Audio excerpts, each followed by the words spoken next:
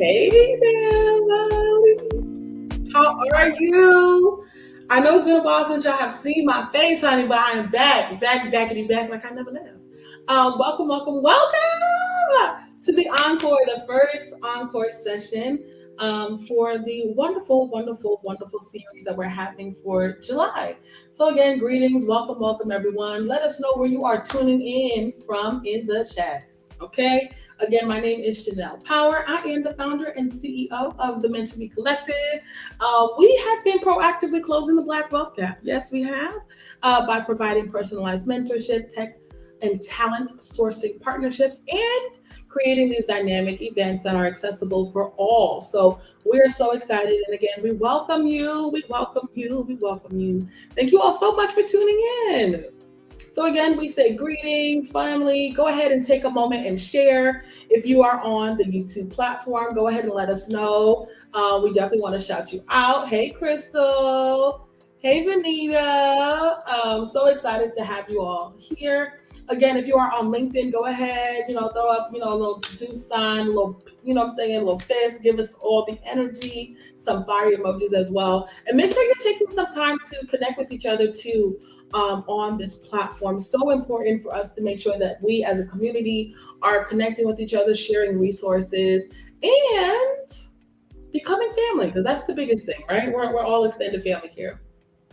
So again, we're continuing events in July with some of the greatest technologists. As some of you all may have known, we were on vacation for the month of June, but every single month this year, we have brought you all events back to back.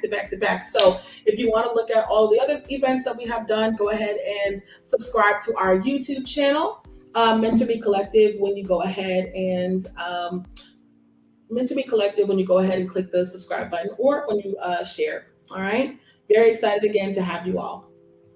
So first, for starters, let me know where y'all are in your tech journey. Okay, are you in school, boot camp, self-learning, applying for your first role, or are you already in your role and you are growing and glowing, honey?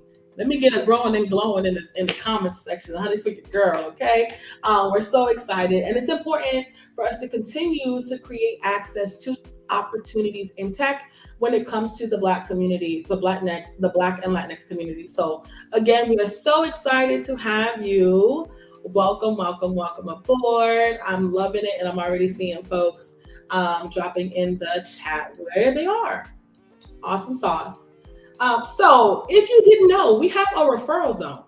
Okay, so no longer are we gatekeeping referrals. No longer do we have to send awkward emails to people or messages to make us feel like we have to be worthy of a referral that is free. Okay, it is free to place a referral. Y'all, we have so many people from our community that is excited. They are excited to submit referrals for you. They don't even have to know you, right? Just make sure that you guys go ahead and visit bit.ly/MMC-refers, and they'll go ahead and submit those referrals for you. So again, all of those companies are Boomi, from Dell, Chase, Microsoft, Atlassian, Yelp, Pinterest, Zillow, Netflix, Accenture, WeWork, Expel, Apple, Amazon, BD, Fair, NVIDIA, and the list goes on. So if you are interested in being referred to any of these companies and you have any of these roles that you are very, very excited about being a part of, please go ahead and submit your interest so that we can go ahead and present those referrals for you for free, okay? Again, that is bit.ly/MMC-refers. Oh, that's a really good question. Somebody put in the chat if we have someone from Meta. So I do personally have a connect. Just go ahead and reach out to me on LinkedIn, or actually, I want you to go ahead and send us a message. A message at info@mentormecollective.org. I'm going to go ahead and drop that in the chat as well. Send us an email to info@mentormecollective.org. If there's a company on there that you do not see, that you want to see, and that you need a referral for, please go ahead and put it in the email and send it to us so that we can get our community members on board that work there. Okay. And again, we say greetings and hello to everyone on all the platforms. We see LinkedIn is in the building. We see YouTube is in the building. We are so excited again to have each and every one of you. Awesome.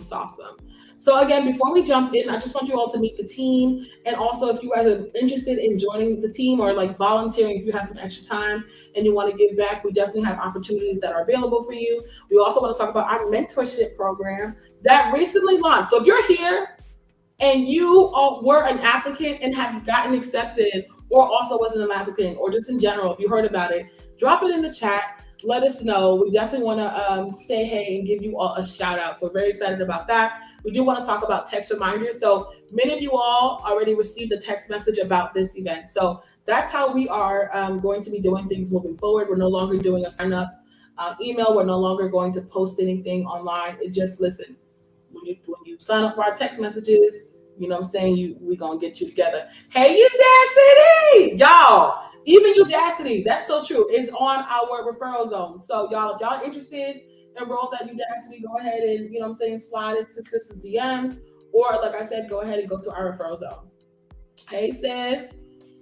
So meet the team. I'm the founder and CEO, Chanel Power. We have the Chief Strategy and Business Officer, Mr. Make It Happen, Dominique. He is the pillar, honey, of all things MMC.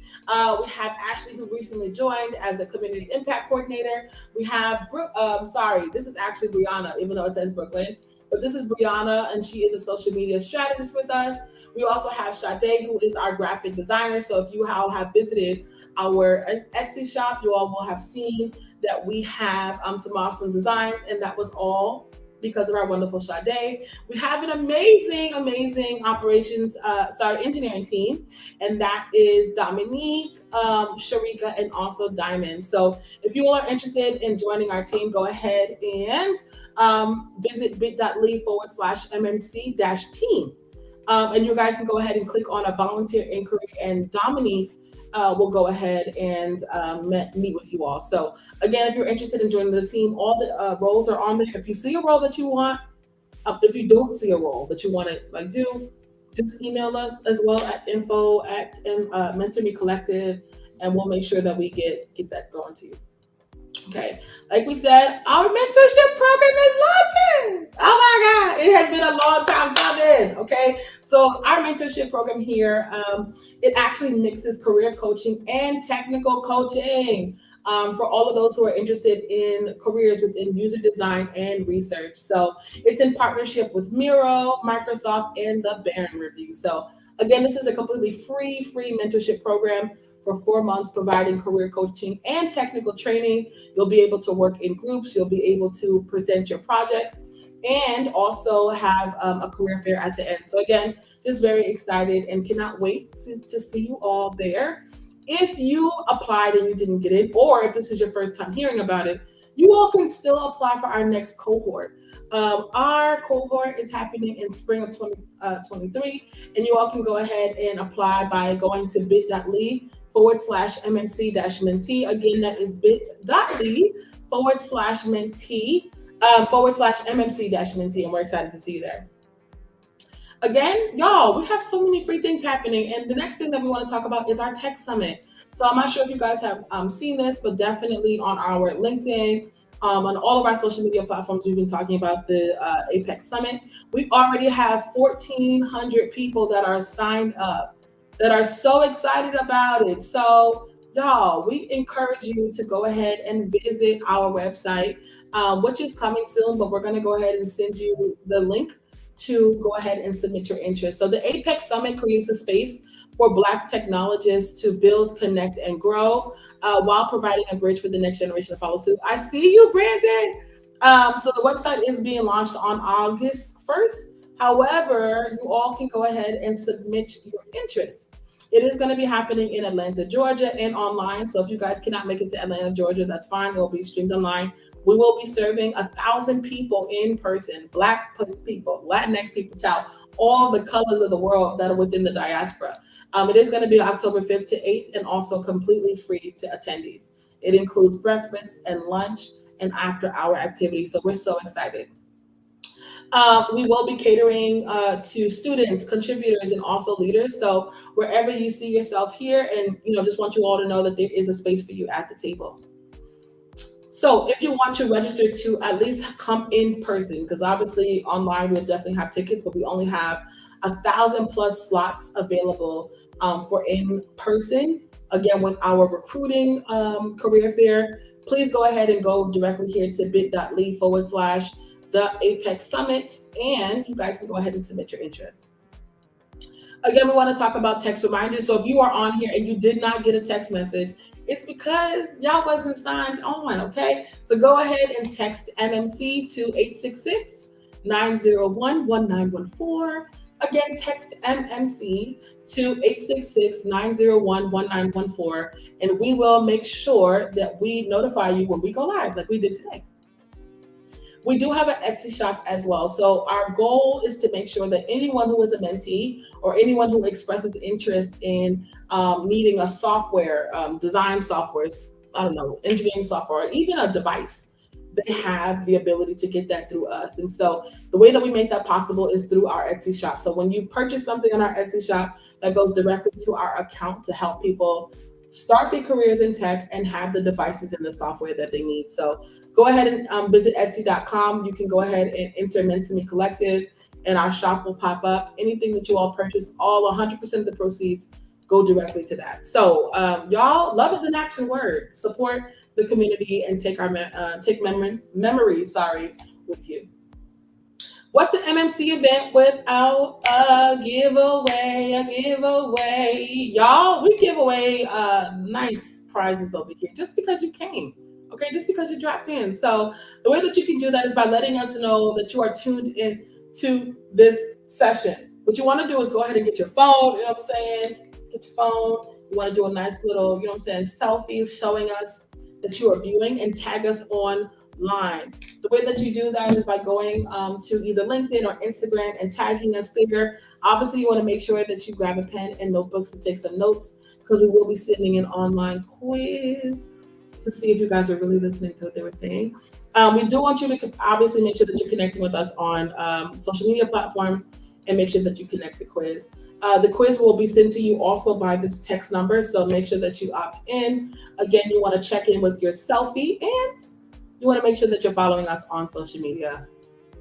Here are some of the prizes, y'all. We're giving away Apple AirTags, HomePod Minis, Hydrate water bottles. If you haven't heard about the Hydrate water bottle, what is we doing? Honey, it is a smart water bottle. Honey, the Lord is saying elevate. He's saying, I'm trying to call you deeper unto deep. This right here is cool. You know what I'm saying? It's quenching thirst. But why not have a smart water bottle to tell you when you need to amplify? Honey, when you need to amplify and when you need to take another swig of water. It's absolutely amazing. It lights up, it vibrates, it gives you notifications on your phone, and you can compete with your friends. So if they also have hydrated water bottles, you guys can get in competitions to see who has been the most hydrated, efficient friend. And then lastly, we have the Nanoleaf Smart Light Bulbs. Y'all, no longer are we getting out of our beds, honey, to turn off the light. Honey, it's given, we got the app for that. It's given, we have the app for that. So if you haven't heard of it, go ahead and search them online at Amazon or even at Apple. I believe Apple sells them also in our online store. Go ahead and lean into that. But y'all didn't come here for me, even though I am looking fabulous. You didn't come here for me. You came here for the man of the wonderful hour, Mr. Isaiah. He is absolutely phenomenal. He is a product manager, senior product manager at Disney, and previously was at HBO Max, totally killing the game. He is selfless. He provides so much insight and also does so much within the community, as you all see him here today, providing insight and sharing gems. So please throw some fire emojis in the chat. Let's warm up our guest with all of the fire and give him all of that energy. Welcome to the stage. Hey, thank you for having me, y'all. I'm so excited to have you. So Isaiah, okay, did you always know you wanted to be a product manager? No, not at all. I feel like it's one of those spaces that you just fall into sometimes, just depending on what you're doing before, what you want to do, and you just kind of get there. Mm-hmm. And you know what? I'm excited to kind of hear a little bit more about that, because what I'm finding and figuring out too in this journey is that everyone has so many, there's so many different kinds of paths to folks getting into the space. And so I'm just excited to kind of learn a little bit more about your path from, college or wherever you want to, start us off in the journey, and then kind of building up towards how you got to being at an amazing company that's providing so much value and has created so many memories for all of us across the globe. So Isaiah, without further ado, when you get a chance, you can, share your screen. I'll go ahead and share it with the people. I see so many folks throwing in some fire, so we're excited. And over to you. Thank you so much. All right, y'all. Super excited to be here. I've been following Mentor Me Collective for a while now, so I'm so excited to take the stage, share a little bit more about me and product management. So let's just jump in here. A little bit about me. I'm based in Virginia, so shout out to all my DMV friends here. About me, I love just building. I like being at this intersection of tech, of strategy, and design, and I really just like to build. I love to build things that reflect me, that just know who I am, what I'm about, what I want to do. But even if it's not just that, I love building personal things like my family tree or my ancestral roots and finding out just exactly who I am and what I'm all about. And for me, it's about knowledge, it's about curiosity, and it's about purpose. And all those things help to drive what I do, what I want to do, what I will do. And just jumping right into product here. I mean, it's really all about using data and insights to build, to test, and to launch, and really with the customer and the behavior in mind to then influence choice. I'll say product is definitely in its infancy stage in my mind.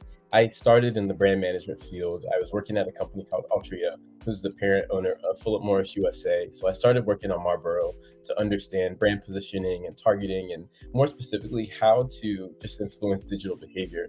So that's where I got a good sense of just learning experimentation, but at the same time learning about product and packaging and commercialization. And all that started to inspire this new wave of tech, and I wanted to get more involved in it. And because of that, I decided to go back to school, and I did this master's program in product innovation at VCU, for those familiar with the Virginia area. And this really put me at this intersection of business, of tech, and UX, and really helped me understand how to build products with other people in mind, how to build empathy, how to bring ideas to life. And all those things just helped to put me squarely in product. And as a part of that, I got to build this really cool app called Aptic. It was an AI app for the blind, and it was actually a screen reader on your camera, and it told you what was in front of you, and then the actual proximity to you. And I think all those things just told me, okay, I'm ready to do product. I want to do product. And so to set me up for that, I built this portfolio that just talked a lot about who I am, what I bring to the table, what I'm all about, threw that out there. And then shortly after that, I got to start joining HBO Max. And that's where I got my official first product experience, where right after launch, working on things like planning and strategy, understanding the roadmap of what features we're building, how we're going to build it, and then where this all goes. And then my favorite part, working on experimentation and really understanding from the actual HBO Max experience, how do we really configure the app to help drive more engagement, to show you more of the content that you love. And then on top of that, just build an app that people will love, and great shows on top of that. Any great shows, by the way, please feel free to throw those out there. But more of a textbook definition of product, it's really about strategically driving this development of launching new products, really improving a company's products, and then driving it towards business goals and milestones, and then figuring out how you drive impact throughout all of that. And when I think about product as a whole, it's really in three parts. First, it's delivering that business impact. So really from the business, there are certain things that they have to do. Product as a function gets to wear a lot of different hats. You have to work with design, you have to work with marketing, you work with growth, you work with engineering and QA. And from that, really understanding what you need to do and how you need to do that is a great deal of what product is all about. On top of that, it's the team. It's making sure you're wrangling the right people together to make sure that you're building the right thing and figuring out what you do and how you get there. And then, of course, starting with the customer, you identify those problems, you figure out what those pain points are. How do you actually do that? How do you get there? And then on top of that, how do you make sure that you're working together to then deliver the right thing to where you don't create more problems, or you don't have more feedback and then have to recreate the wheel all over again? But the good thing is the wheel never will stop, because it's product and it's all about really meeting those pain points, addressing those needs. And that's what we're all about. It just keeps going. And an easy way to remember that is the shape. to ship, and to sync. And those three things, to me, make up product management. I want to take a little bit of a different turn and just lay some different perspective on the world of product. And to me, it is actually, let me share a different screen.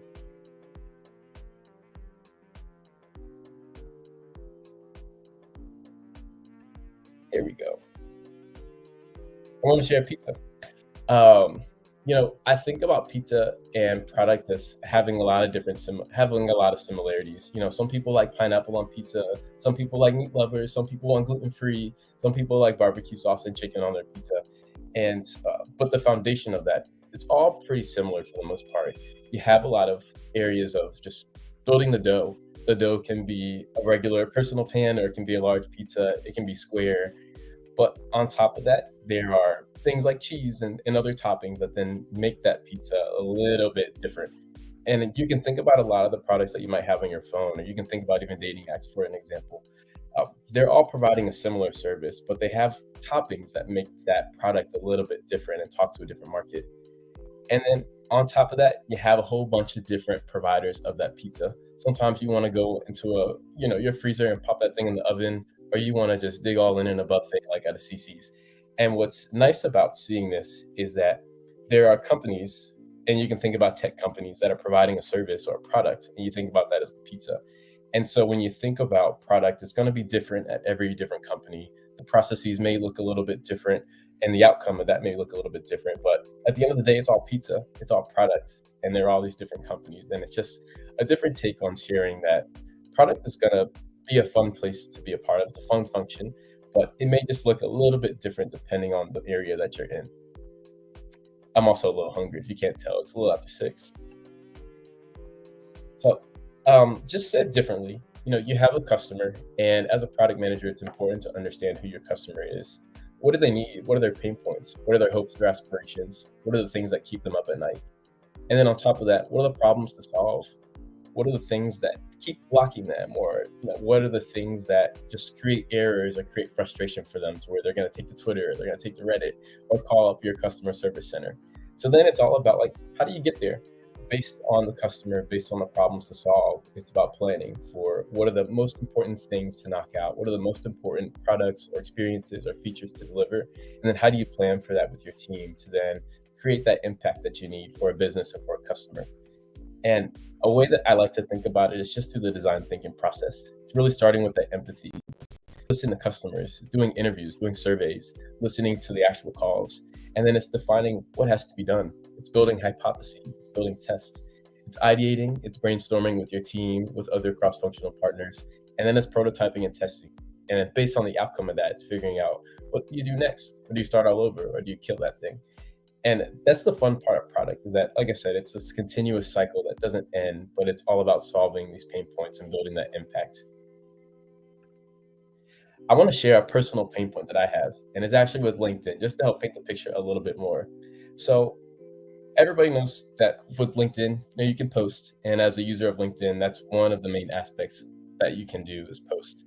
So I was about to create this post that says post, but I had something else to do. I had to go see some friends, and I needed to close this out. But when I went to close it out, I had to discard my draft. Mind you, I'm on LinkedIn.com on my laptop. And when I discard this draft, there's no way for me to save that. So all my thoughtfulness that went into that post might be out the window if I wanted to keep that in LinkedIn. I'd have to go take that to a different app or a different service or a different product to then go and post my wonderful thought that is post.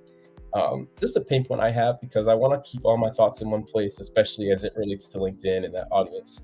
And there's no way to do that.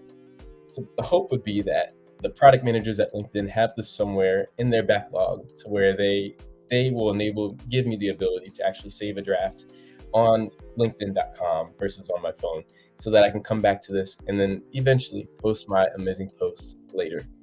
And this is just one example. I'm sure there are tons of other examples of pain points that people have, but it's really all about listening to the customer, figuring out what you do about that, how you plan for that, and then how you execute against it.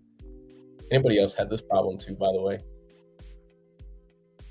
I want to talk about a couple of artifacts This may look a little bit different at every company or every organization, but there are a couple things that keep product managers honest.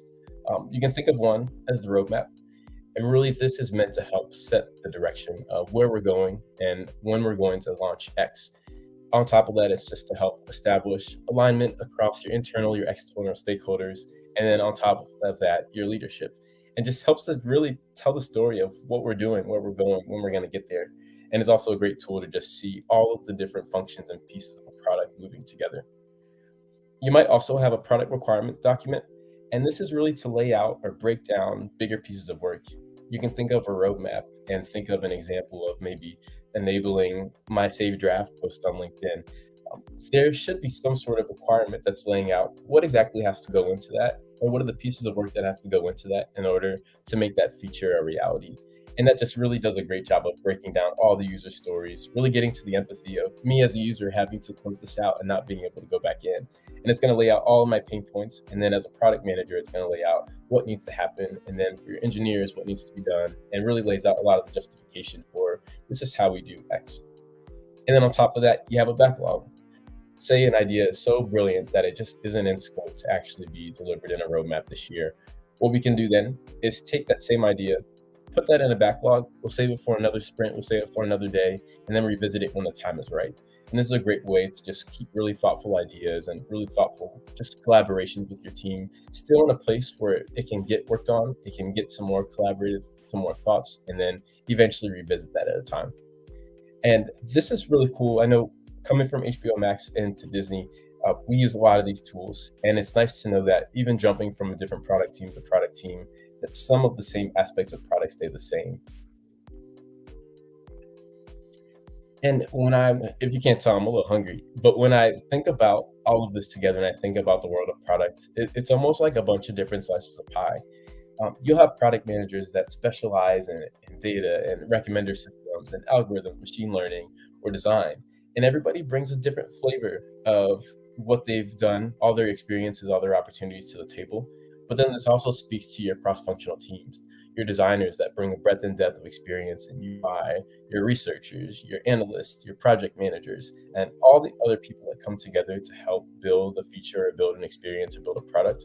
It just speaks to all the pies coming together to form one big pie. You're really a slice of something a lot bigger, and that speaks to the business trying to make moves, make goals, adjust for milestones, and pivot as necessary.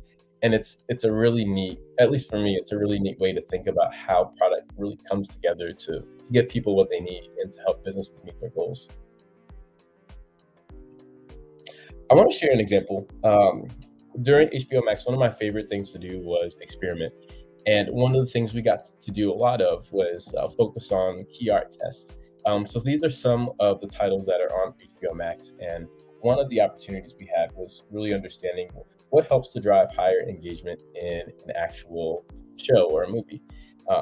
And one of the tools we got to use was actually art. So working with growth marketing or production or design, it was really about can we actually just create a variation of some of the artwork we have today in the app? And can we test that? Can we launch that in the app and see, does this actually does this make for higher engagement? Does this make for people playing that asset more, or just create more intrigue for people to click in and watch? And so this is one of the things we did. We were able to create some variations of artwork, and then we bring all this together. I write a product brief, we kick this off, we actually build this into the tool, and then we build an experiment where we say a subset of users gets one treatment, and then a subset of users gets another treatment, and then we get to see the results. And to me, as a product manager, this is one way to really validate the decisions that we're making as an entire product organization, but also just helps to validate what's working for customers. What do they react to? What do they like? What do they dislike? And experimentation is a great way to help keep your product moving and maturing over time. And I think we'll have a lot more of these soon too. I'll have a lot more of these. But I want to just briefly talk about the product toolbox, because there are a lot of skills that you can sharpen, you can build, and that you can learn as for those looking to break into product management. And I think a lot about vision and really conveying and communicating to your stakeholders, to your partners, to your leadership. What are we doing and how do we get there? Being a good partner and a good collaborator to share, these are the things that we're working on and why. Your strategy and your execution about this is what we need to do, this is what we aspire to do, this is how we get there. and of course, listening to your customers, looking at the data, see what that's telling us and figuring out what to do. And then to me, that's all wrapped in leadership and just being a great product leader, being a great steward to your partners, your organization, to your customers, and then figuring out in this toolbox, this is what I do next. And I think what's so cool about product is there's so many resources out there. There's so many things to learn and to do, especially when it comes to interviewing about acing your product sense or your product analytics or product execution. So many ways in which you can start to figure out how you can break into the space or even apply what you've learned in your current experience or your opportunities. And so that's some of the advice. I think on top of that, it's just all about shadowing. It's about asking the right questions. It's about interviewing, and I have a bunch of tools for that for y'all. But on top of that, it's really just thinking like a product manager. We want to ask, it's at least when it comes to software product, about the why, about why products look the way they do, or why a certain thing functions the way it does. And even if we don't have the answer to that, it's doing the discovery, it's talking to people, it's about really figuring out how you can make X out of what exists today. And I think those are some of the just key ways to really think about how to level up in product or even how to break into product. I'd say on top of that, just some more advice. It's about documenting what you do. It's about showing your impact. It's about showing based on the things you've done, this is what it's done for the greater good or for the business or for a customer. It's also staying true to you. I think the great thing about product is everybody has such different ways of working styles, working personalities, and it's important to bring that out as you're working with so many different people and partners along the way. And it's just about building connections. There are so many hats you wear and so many people you talk to. It's about really building those relationships and firming those up to where the work just becomes natural and it becomes easy and it becomes something that's extremely fun to do. And then it's about sharing based on all the things you're doing. This is what it does, and putting that out for other people to see, it really makes a difference, especially in this world of product. And one of the things I mentioned that helped me break in was really this portfolio. And for me, it was about showcasing my best work, showing about what I can do, who I am, what I bring to the table. It's about crafting that narrative that just shows this is me as a product person, even though I didn't solely break into products. About displaying the way that I think, the way that I like to break down problems, the way that I go about creating assumptions and hypotheses, and then exposing that thinking, whether that's creatively just through design, or if that's just through writing, or if it's just really doodling on a whiteboard. It's about just showing how does this all come together and how does this all show that I have a great sense of product sense, that I know how to think about problems, that I know how to build strategy, and that I know how to execute. And I think that's some of the big gems around product. I think it's such a interesting space to be in, and there's so many ways into it and around it and to move up in it. And these are really the core tenets that have helped me continue to grow and develop in my career and move up, as well as what I've seen so many other people do. And of course, it's not a solo game. There are so many thought leaders that are sharing thoughts and opinions on how to break into product, how to succeed in product. And these are just some of the names that I pulled. I know Diego and Phyllis I've followed for a while that just do a great job of showing this is how you can break into product management. But you're not going to know it all. You might be an imposter, and it's important to recognize that and understand what do you do about that. And showing this is still who I am and this is what I can bring to the table. Felix is also a great one. That's right. Felix started the product mastermind, and I'm a part of that group. And weekly, he does a great job with him and his group about just breaking down product as a whole and figuring out how you break in. How do you think like a product manager and think like a product leader? And there are some other groups I really want to call out the Product Managers Network. I got to go to this conference a couple of weeks ago, and there's just a whole great group of people that are really focused on breaking into product, helping each other level up in product, and really just to build a community of Black product managers around the globe. And a couple other people that are more local to me. Susan is a great product manager. She is a great product leader and posts often about just some of the day-to-day activities of a product manager, whether that's for meeting with the team, whether that's for building empathy, or even pitfalls of being a senior PM or a product leader. Andrew, I had the chance to connect with, and he does this great newsletter about actually BYOP, or building your own product. And it's saying, even if you don't have the product experience, the direct product experience, you just build your own. how do you think like a product manager by building an experience that you think people might want by starting with empathy, going all the way to prototyping and testing?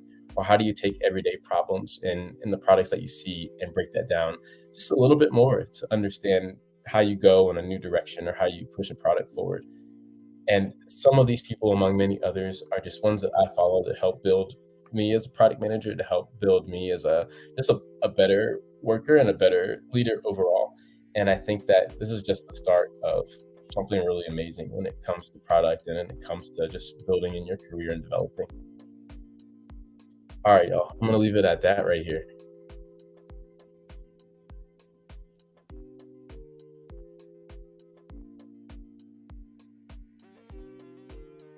All right. Well, that sounds excellent. Thank you so much for sharing all of these amazing gems. I hope you all were leaning into them as well. He did mention amazing folks and especially networks as well that will also help sharpen your network, but also sharpen your knowledge around how to kind of pivot and how your mindset needs to shift as well when you're getting into that new space. I am very excited. I would love to kind of hear a little bit more from you, Isaiah, on more of like the personal level in regards to your journey into this space. When you grew up, like what was your goal in terms of a career? And then now, fast forward, being in this space, can you find or see any synergy with that? Yeah, it's so funny. When I was growing up, I always thought I wanted to first be a musician. I played piano for years. I was forced to, and then I ended up loving it. And then I wanted to go to school for music, and kind of put that on hold. But for me, it's always been about representation. Media and entertainment and TV has always been something that stuck with me from childhood. I love stories. I love just seeing stories told, and I love the progression of a story. But as I was growing up, more importantly, it was about representation. And I want to see more people that look like me on the screen or behind the screen or actually writing those stories. And so I remember applying to a job at Cartoon Network, and I was like, all I want to do is work at Cartoon Network, and I just want to work in media. And I didn't see that happening, and I thought, that's okay. Things happen for a reason, and you'll fall into things as you build more experience and opportunities. So it was amazing to see that just from the experiences that I built from my first job into grad school, and then coming out of that, being able to start with HBO Max. It was awesome to see that now I was a part of Cartoon Network and the bigger Warner Brothers family. But then I was also getting to work on the tech and the things that help people engage with the stories they want to see and they want to hear and they want to listen to. So I love that progression happened for me. But I also love that there are so many resources and people out there to support that journey for anybody that wants it. That's so cool. So going from music now into, I guess, another level of production, right? That's right. And media. I think that's so amazing. Have you had opportunities to kind of tie in your love for music in your current work? I'll say not just yet, Mhm. uh, mostly because I'm a little rusty still. But You uh, said, I'm gonna get there though. I think I'm gonna get there. For me, music is just something on the side. It's something I love. I love. I listen to music when I work. I love playing piano still. So I think those things eventually will fall into place as the time is right. I absolutely love that. So if you could choose three things that make a product manager kind of distinct above the rest, what would those three things be? That's a good one. I'd say the first one is really about communication. And I think while this one seems pretty broad, there are so many hats that I mentioned that product people wear. And it's important to ensure that when you're talking to engineering and you're getting through technical requirements, that you can translate that into what this means for business strategy, or you can translate that even more for what this means for a customer and what they get to do in terms of a function or a feature. I say communication is that's definitely a big one. I'd say that another one is just product sense, having a good understanding for how a product works, how a product functions, even having some concepts around UX and what is the best way to approach design for a user or approach technical development for a user, to where you're not you're not annoying somebody or you're not making them work harder than they need to. Um, I'd say the third one, it really for me is about just my personality, my working relationships. It's really about building the connections and really building community, and that's something I strive to do when I'm working with product teams. It's I just want to be myself. I want to know that being myself can also be I can do my best work while I'm being myself, and that leads to then getting great impact, building great products, building great experiences, and then as a whole, doing what's right by everybody that needs it. I love that. I guess my follow up to that, now that we've talked about maybe like the three top things that someone would need in terms of characteristics, would love it to hear your perspective around like education. Do you think that someone needs to go back to school to get an MBA or a master's degree, in order to get into the spaces that necessary? Do you think maybe getting certification is necessary, like on Coursera or Udemy? Like, I would love your perspective there. Yeah. My perspective first on education, that's one thing that nobody can ever take away from you. So I always find that education is really powerful. But I also think for a space like this, it's not necessary. I think everybody is so different and has their own experiences and opportunities and just motivations that drive them. And I think the more that you can lean into that and lean into just people and community, the better. I think the certifications and the courses definitely just help in terms of if there are specific areas or specific skills that you want to build around, like machine learning or AI. I think those things do help, but I don't think that they're. I think it's a part of the bigger picture, and I think if there are other areas of the picture that you can paint, those things just help to complement what the complete art is. Oh, that's so awesome. We're getting some amazing feedback. Dominique said, fantastic presentation. It was so thorough and such great analogies. And she loved the opportunities for further connection on the last slide as well. So that was awesome. We have another question here from Brandon. He says, what are some of the challenges that you faced when you first started in this career? Ooh, It's a good I one. think it was the imposter syndrome, honestly. Really? Um, Wow. yeah, I think it's coming in, just breaking into product. Formally, I didn't have any of the training that a lot of other people had. I think I had some of the certifications.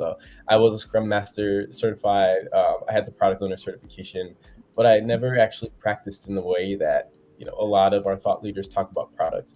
So I'm coming in, I'm meeting all these new people, I'm seeing all these Jira boards and all these tickets, and my head is kind of spinning because I'm like, I know the goals, I know what apps need to do and what the products need to do, but how I fit into that it took a lot of time to really dissect and understand. But for me, the way that I approached that was just through the connections. It was really annoying a bunch of people with one-on-one meetings just to hear more of like their world, what they do, how I fit into that, and then making sure to ask any question that I have. No question is dumb. And if you can find the right people to help you on your way, I think that only makes you a stronger product manager. Yeah, Wow. the It was imposter syndrome is real. Yeah. I really loved that answer, and Brandon also definitely can identify with that as well. So I hope that answered your question, Brandon. We have another question from Fola K. What tools or certifications will you advise for someone looking to pivot into product? And I already asked the question about education. Okay, cool. So do you think you already kind of answered this one? You can feel free to do your thing. Yeah, I think okay, education's good. Mhm. I think tools or certifications. I actually have a big link on that I'm going to send out afterwards. Because I think there are a bunch of things you can do, but I think agile is one of those things. Just understanding ways of working is one of the things that will just help you set up for success. Because it's not the same everywhere, and I think if you're coming from a different function, it may look a little bit different. Things may move a little bit faster than you expect, or a little bit slower, depending on the organization. But understanding how to break down work, how a sprint works, how those things help to ladder up to a bigger picture of you releasing X feature, are pretty helpful. Also saying I know I was more inspired by the design side of product, and I love UI and I love what that does for people. So I struggled, I think, initially when I came in around just data and how to actually break down huge sets of data to understand what this picture is painting. So I know I doubled heavy in Excel, I doubled heavy in SQL, and that helped me, I think, just build on top of that. But I used professional development opportunities that I had to go ahead and seek those things out. So I encourage that. That's so good. Falake, I hope that answered your question because, honey, that answered ones that I even have, but that's awesome. Dominique has a question. He said, what was your interviewing process like? Ooh. Um, Long. I'd say for both product roles, they were long, but it was because they want to understand who you are as a person, but then also how you think. So for some of the interviews, you may get more product sense questions like, I want to introduce a new feature onto an app. Tell me about how you go about that process. And it's really about like, how do I start from the beginning, listening to customers, collecting inputs, collecting feedback, creating assumptions and hypotheses, and then executing on those things, bringing in the right people, creating some prioritization, like all of those things. I think really help with that. But then there's also just general behavioral questions about, tell me about how you manage conflict. What was the situation that you've dealt with, and how have you handled it? Those things are great. Just dealing with people and dealing with teams and so many people that you work with. Those things are helpful. But there are also other interviews where you might have to do some estimation, such as like how many school buses operate in the city of New York during the school year. And Wow. you never know what you're gonna get depending on the company. I know some companies have those. Um, I've luckily had to not do one of those, but a lot of the product sense and behavioral, I think, are the big ones that I've experienced in the past. And just showing the way that you think, showing the way that you address the problem, and then how you get to your solution, I think are things that should generally help in the product interview process. Wow, that's awesome. I have a plus one, I guess, to this question. Did you have to have specific case studies as well that were already created, or like throughout your interviewing process, but that's something you had to create?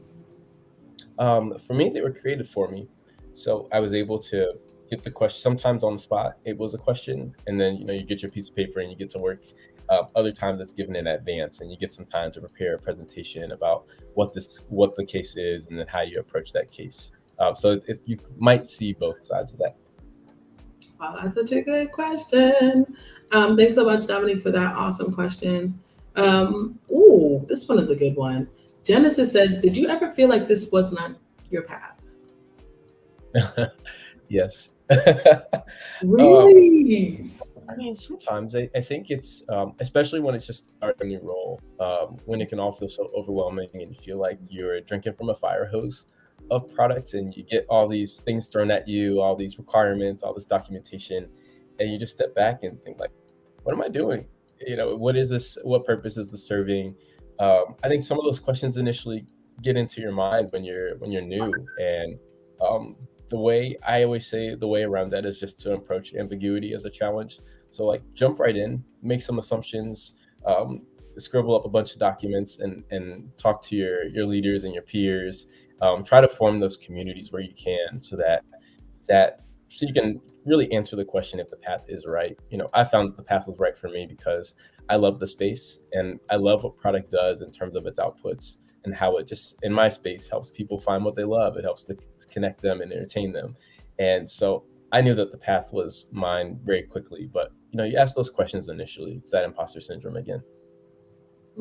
So I guess following up that to that question, how long did it take you to find your groove?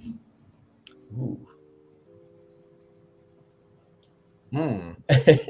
I think I don't think it took very long. Um, for me, I'm a big fan of vacations, and I'm a big fan of just taking breaks or clearing space to just think and reflect.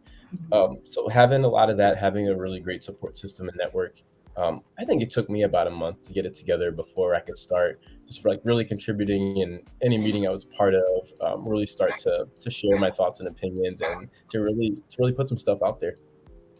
Wow, that was really a good question, Crystal. Thanks so much.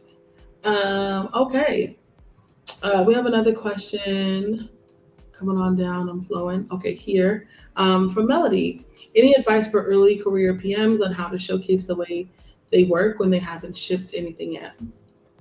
Yeah, I experienced this when I started too. To me, this goes back to documentation.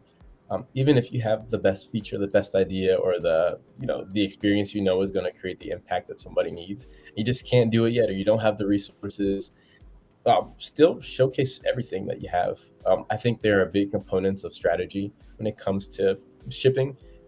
There are a whole bunch of pieces around data and insights, and really showcasing all that together, putting together that narrative, and then to leading up to that point to where you can just ship. I think showcasing that process is even more important than the actual final piece of the release. Wow, that's a really good answer too, Melody. I hope that also answers your question. I have a question. As a product manager, how often throughout your day are you dealing with various like teams outside of? Well, I guess you're the point person for various teams, but I'm saying like different orgs. So if you're the PM for like marketing, do you like have to work with like the PM for, I don't know, sales, or this PM? Like, you know what I mean? Like, what does that look like in terms of like collaboration? Yeah, I know. I'm in a larger organization, so Mhm. for me, it really depends on what we're working on. I know in my experience, I've had to work with other PMs that are, or just not even product managers, if it's other like marketing managers or data scientists that focus on other areas of the business that impact the experience that I'm working on, like experimentation, where I'll have to meet with them maybe like biweekly or monthly just to sync.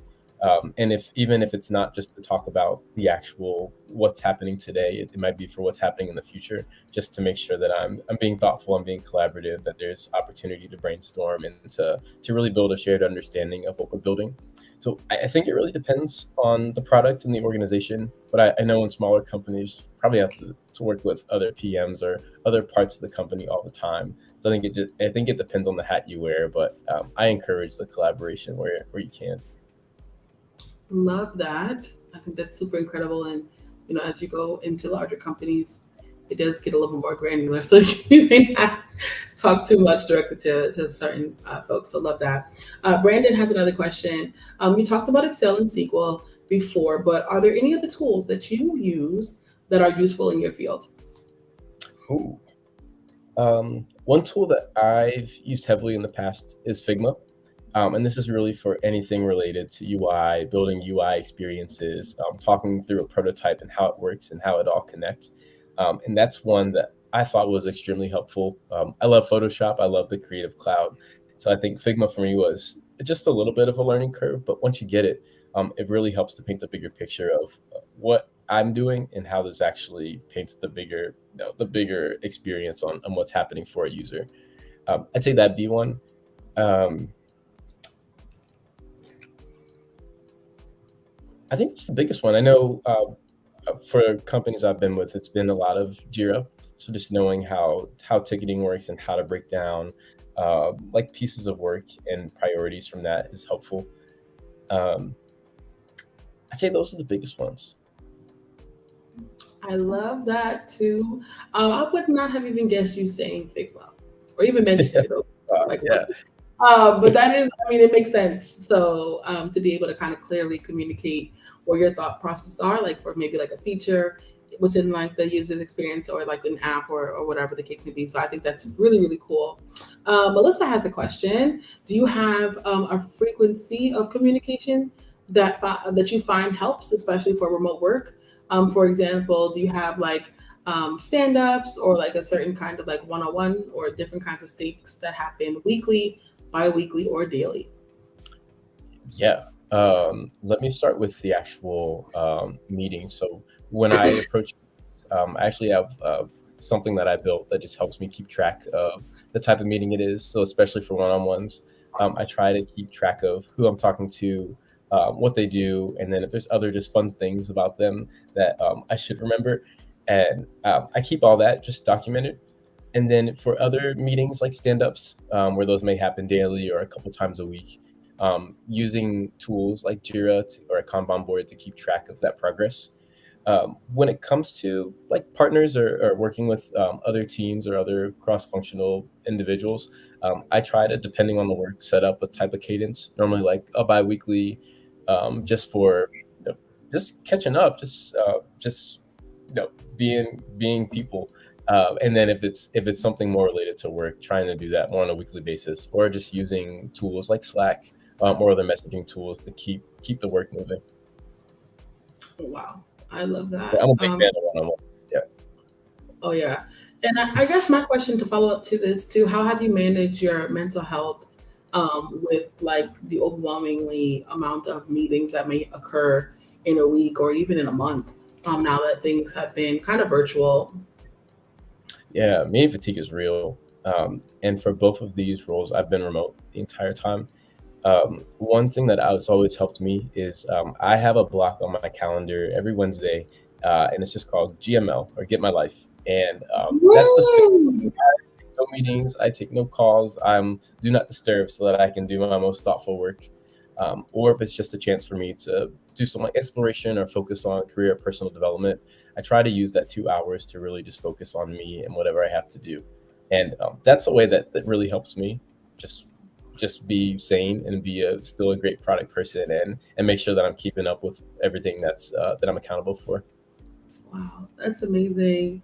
Final question I'm going to go ahead and ask in regards to personal life. What do you do outside of work that helps keep you kind of balanced or centered, that brings you happiness and joy? Yeah, I think one of the big things is boxing. It was something that I started during the pandemic, but it was a great way to just wake up really early, focus on some sparring or focus on some bag work, and really let out some stress sometimes if you need to. But I'm also a huge traveler. I have a goal to visit all 50 states, and I'm over halfway there. Getting to the Midwest is a little bit hard, but those types of things help keep me sane. And just in my space, I love watching a lot of content and a lot of stuff on the streaming apps. So I think those are other things. Just plus talking to friends and keeping up with my community help keep me sane all the time. That is amazing and absolutely phenomenal. Love kind of hearing how you picked up something during the pandemic and kept with it. I think that's so cool. Meant to be collective actually happened during the pandemic, which is crazy. So just to kind of see, even it wasn't the best of times, but to see something beautiful come Mhm. from, the concrete, as Tupac says, right? Like a rose from the concrete, just really beautiful. So again, Isaiah, we're so honored to have had you on. Y'all, if you all enjoyed, please go ahead and throw some fire emojis, party hats, hearts, all the things in the chat, showing him all the love. I mean, just the way that the thoughtfulness and how you broke it down, talking about design thinking all the way down to collaboration, and even understanding the different kinds of products that meet different kinds of user needs. I'm blown away. Myself being an engineer, obviously we only see like a couple of parts of the business. We don't really mind, we don't go into other people's business. We just stay right here. But it was nice to kind of get perspective, right? Because you'll see memes all the time talking about like, when the when the engineer meets the designer like in person and like it's a Mhm. stare down, or even the product person too. So it's really cool to kind of understand the perspectives and understanding the limitations in building these products too. So again, Isaiah, so honored to have you, so thoughtful to have you be a part. Is there any way that folks can continue to connect with you offline? Yeah, feel free to connect with me on LinkedIn. I'm all about the community. I really love just seeing more people that look like me in tech, and in spaces similar to tech. And I love what Mentor Me Collective is doing. Let's keep it going. Absolutely. We went ahead and dropped Isaiah's link right here. You guys can go ahead and follow him on LinkedIn, connect with him there. For those of you who are aspiring PMs, there's so many RPM stuff happening now, right? Different rotational PM roles too. So feel free to ask him about all of those different things. Again, we wish you all a wonderful rest of the night. Tomorrow, you guys come back same time, same place. We'll send you a text message and let you know. We're going to have tech sales with Morris from Handshake, and we're looking forward to seeing you all there. Bye, everyone. See ya.